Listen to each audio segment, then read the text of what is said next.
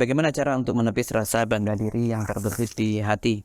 Ya, mengingat hati juga akan dihisab. Ya betul, seluruh uh, apa yang kita miliki, hati kita, mata kita, kullu ulaika kana anhu mas'ula. Seluruhnya nanti akan dipertanyakan, dihisab oleh Allah Subhanahu wa ta'ala. Setiap yang terdetik dalam hati kita, mau maksiat, seperti kita sudah bahas kemarin. Kalau niat maksiat sudah ada, tekad, maka sudah dihitung dosa. Sudah memunculkan sarana untuk maksiat, maka itu sudah dihitung dosa. Itu akan dipertanggungjawabkan. Yauma tublas sarair dalam surat At-Tariq. Pada hari di mana setiap hati nanti akan dibuka, dikupas hatinya itu, ditampilkan isi hatinya semuanya di hadapan Allah Subhanahu wa ta'ala.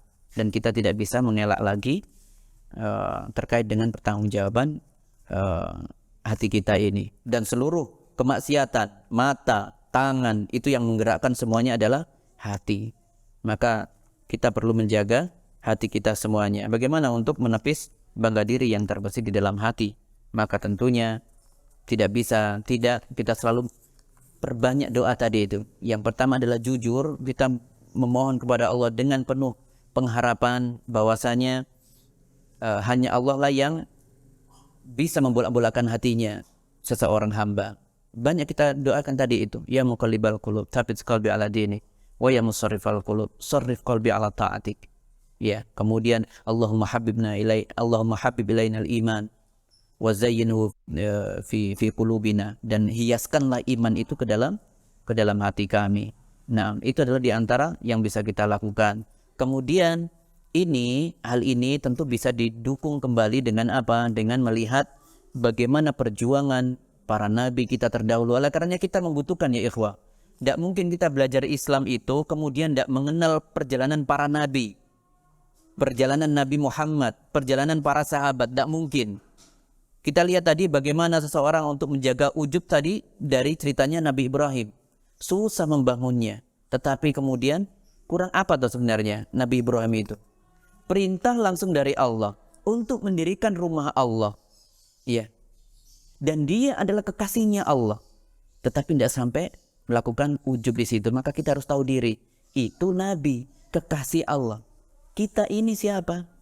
Ya, maka kita harus melihat ke arah situ supaya kita teringatkan selalu. Tidak boleh kita berujub. Dan tadi itu yang berikutnya adalah yang bisa mengingatkan adalah teman kita. Butuh teman tadi itu ya. Butuh teman, dan juga jangan lupakan juga untuk siap menerima nasihat. Siap menerima nasihat. Terkadang ada orang itu tidak mau dinasihati.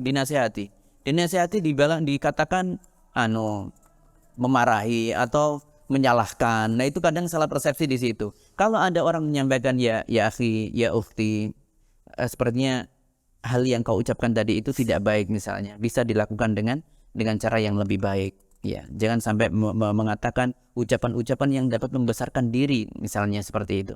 Maka lakukan itu, terima dulu. Ndak usah ente sok pinter ente. Ana lo ngaji ini di si ana nanti bang ente seperti itu. Ndak boleh seperti itu. Ana mulai bulan Januari, ente kan baru Agustus baru ikut kajian. Ngitung-ngitung seperti ndak boleh ya. Jadi harus membuka diri terhadap nasihat dari orang lain. Ad-dinu an-nasihah, kata Nabi sallallahu alaihi wasallam. Agama itu intinya adalah pada nasihat. Nanti kita akan bahas di situ. Tetapi intinya orang yang beragama Islam harus siap menasihati dan harus siap dinasihati. Itulah agama Islam sesungguhnya. Maka lakukanlah dengan cara ini. Hadza wallahu a'lam. Tentu jawaban bisa variatif. Ya, saya dengan kelemahan saya tentu hanya bisa mampu menjawab sampai itu saja. Donasi dakwah Malang Mengaji. Ayo, ambil bagian untuk dakwah melalui rekening berikut ini bersama umat berbagi manfaat.